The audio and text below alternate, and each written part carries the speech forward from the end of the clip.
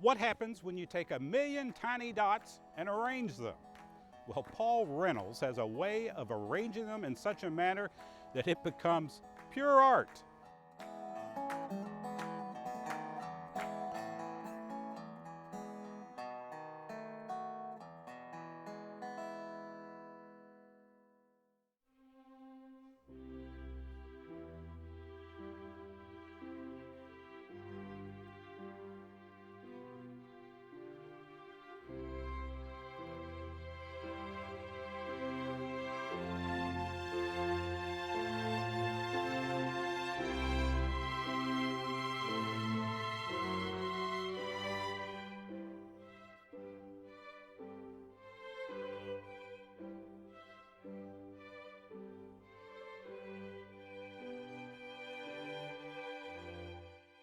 Well, I would, in a word, probably a classical artist. I like to think of the style as being somewhat old world.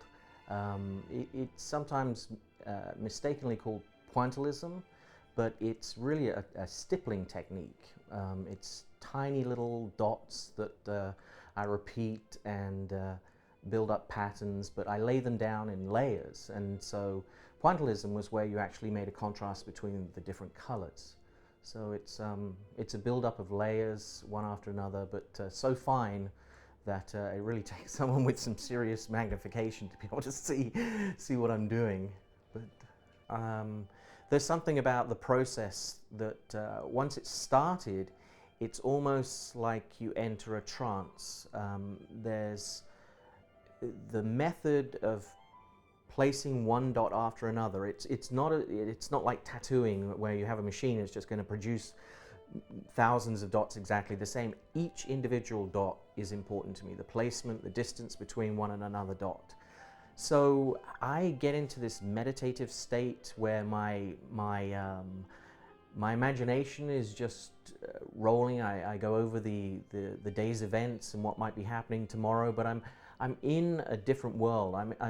There's almost something that becomes Zen-like. I get into this place where nothing else, it's inside my head. It's a silent place. It's not interrupted by any exterior noises, and I like to work at night. I like to watch the sun come up, and just when all the world's asleep, I'm dotting away.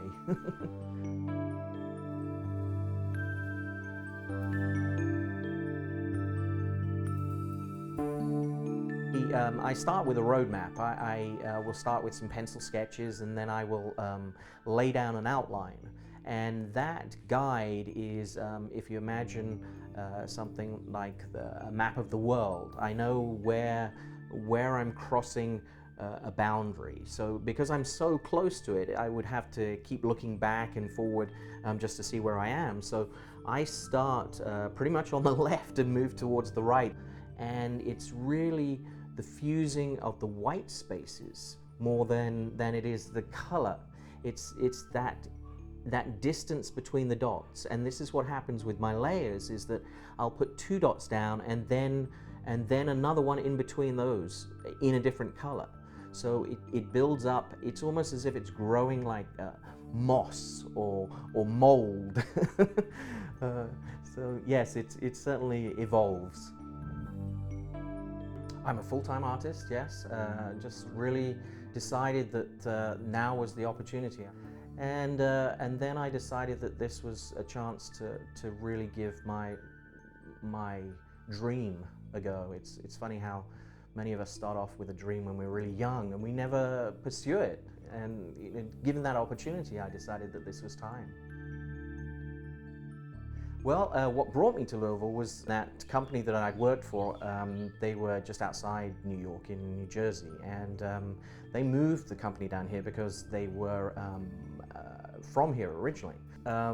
So I came down to visit to do some work for them, contractual work, and I arrived and I saw the green rolling hills and the trees and the grass and everything, and I thought, this is like Oxfordshire. This is like the little town or the little village I'm from, and so it just felt really comfortable. It was the first time in all the different places that I've lived that I felt this was somewhere to put down some roots, and so I stayed.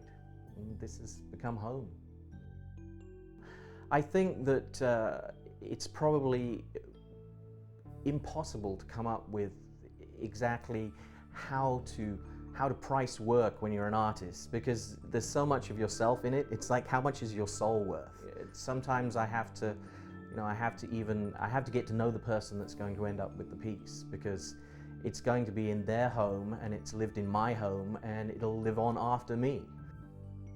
Well, recently I was at an art fair and the reactions have been everything from there should be in a museum, or tears. I've had people in tears just because they can understand the dedication that it takes, and I think that it's something that people relate to because they can see the work. They can see how much work it must take and how much time and dedication and patience in order to achieve what I'm trying to achieve. So they react with admiration. They respect the amount of time and work that it takes to put together. I want to be remembered as having found my place, my creation, my work. I hope describes my character. I like to think that I'm just part of a much bigger story, and so I'm just a chapter in that story that I think my work will say that this person who appreciated that which had gone before and that which will come after.